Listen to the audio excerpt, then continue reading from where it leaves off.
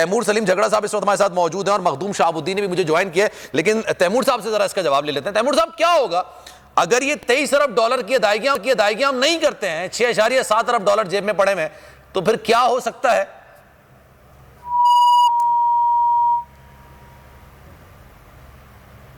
چلیں، ہماری شاید لائن ڈراپ ہو چکی ہے، دوبارہ رابطہ کرتے ہیں اور کوشش کریں گے ان سے سوال کا جواب جاننے کی کوشش کریں۔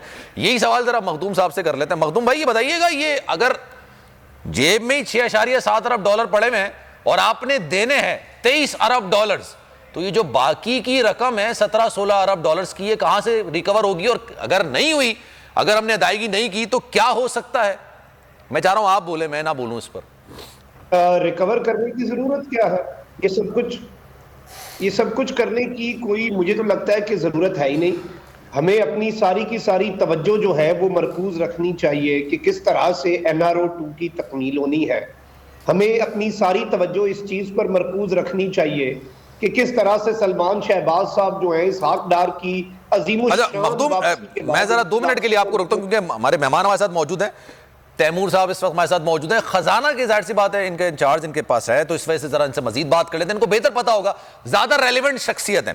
تیمور صاحب، خزانے کے بارے میں آپ بہتر طریقے سے جان سکتے ہیں، سمجھ سکتے ہیں، ہمیں سمجھا سکتے ہیں۔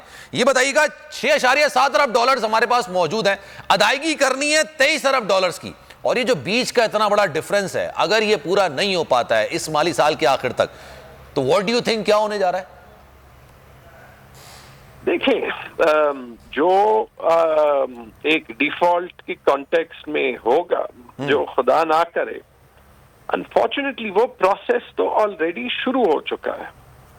6 ارب ڈالر یا 6.5 ارب ڈالر کا مطلب کہ آپ کے پاس ایفیکٹولی 1 مہینے کا امپورٹ کور ہے، لیکن آپ فی الحال جو کر رہے ہیں، آپ کمپنیز کو اپنا منافع باہر نہیں لے جانے دے رہے۔ ایئر لائنز کی مثال سامنے ہے، اس پہ رپورٹ ہوئی ہے۔ آپ جنہوں نے ایل سیز کھولی ہیں ان کو امپورٹس لا کے پیمنٹ نہیں کرنے دے رہے۔ اس کی وجہ سے جو ہر قسم کی کرائسس، دوائیوں کی مینوفیکچرنگ، انڈسٹری کی روک تھام، اس کے علاوہ مختلف سیکٹرز میں جو ہے وہ ضروری اشیاء کا نہ ہونا، بزنس کا گرنا، اس سب سے لوگوں کی، لاکھوں لوگوں کی نوکریاں جانا، مہنگائی مزید بڑھنا، یہ تو ایک ایسے کرائسس ہے جو سری لنکا تو صرف ایک ٹپ آف دی آئس برگ تھا، اس سے بھی برا ہو چکا ہے۔ اب اس میں سوال یہ بنتا ہے کہ یہ سب ہوتے ہوئے بھی اس گورنمنٹ کا فوکس توشہ خانہ جیسے فیک کیسز پہ، کسی طریقے سے عمران خان کو روکنے پہ، کسی طریقے سے الیکشن روکنے پہ، جب بزنس کانفیڈنس کووڈ سے کم ہے فی الحال، کووڈ کے وقت میں جب پوری دنیا کی معیشت بند ہو گئی تھی، سامنے ہے۔ مجھے جو افسوس ہو رہا ہے، جو بہت سے لوگ فی الحال کہہ رہے ہیں، بہت سے نوجوان مڈل کلاس کے کہہ رہے ہیں کہ ہمیں پاکستان پہ اعتماد نہیں رہا، ہم باہر جانا چاہتے ہیں، ہم پاکستان کو چھوڑنا چاہتے ہیں۔ تو جو اس سچویشن کے ذمہ دار ہیں، ان سب کو ابھی یہ سوچنا چاہیے کہ بہت دیر ہونے لگی ہے، اور بہت سے جو ہمارے ادارے ہیں، لانگ ٹرم بھی، شارٹ ٹرم بھی، اس میں پولیٹیشنز بھی شامل ہیں، اس میں جوڈیشری بھی شامل ہے، اس میں بیوروکریسی بھی شامل ہے، اس میں ہمارے ملٹری انسٹیٹیوشنز خود جو کہہ چکے ہیں۔ ایک سوال تو یہ بتانا، 6.7 ارب ڈالرز ہمارے پاس پڑے ہوئے ہیں، جس میں سے کئی، مطلب 2 سے 3 ارب ڈالر تو ایسے ہوں گے جو کہ ہم نے صرف دکھانے کے لیے رکھے، ان کو ہم استعمال نہیں کر سکتے، ہم ان کو چھو نہیں سکتے اوبویسلی، اور اتنا نیچے نہیں لے کے آ سکتے اپنے خزانہ کو۔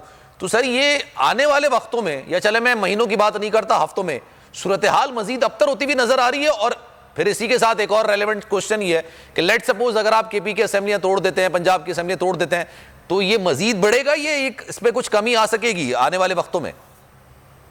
دیکھیے، یہ سفر شروع ہوتا ہے الیکشن سے، کیونکہ ایک انٹرنیشنل کمیونٹی کو بھی اسٹیبلٹی چاہیے۔ جو آپ کہہ رہے ہیں کہ 6.5 ارب میں 3-4 ارب ڈالر تو وہ ہیں جو باقی ممالک نے دیے، اور شاید اسحاق ڈار صاحب اگلے 2-3 ہفتوں میں کسی نہ کسی ملک سے 2-3 ارب ڈالر ادھار جو ہے وہ لے جائیں۔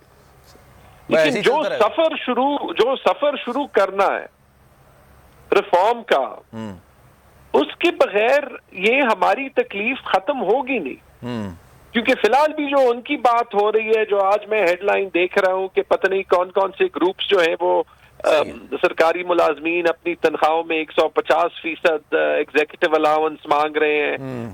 پہلے جو اکانومی کا حال ہے وہ آپ کو جو ہے وہ دکھا دیا. اچھا سر، کیونکہ وقت کی قلت ہے اس لیے میں معذرت کروں گا سر آپ کی قطع کلامی کی. بہت شکریہ سر آپ کے وقت کا.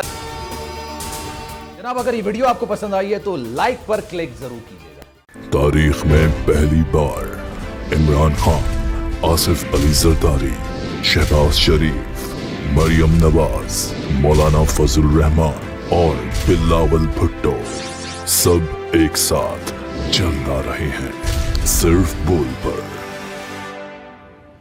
سب سے زیادہ ویوز اور سب سے زیادہ ریٹنگ کے ساتھ بول آج بھی رہا نمبر 1 پر. سبسکرائب کریں اور بیل دبائیں تاکہ کوئی خبر رہ نہ جائے.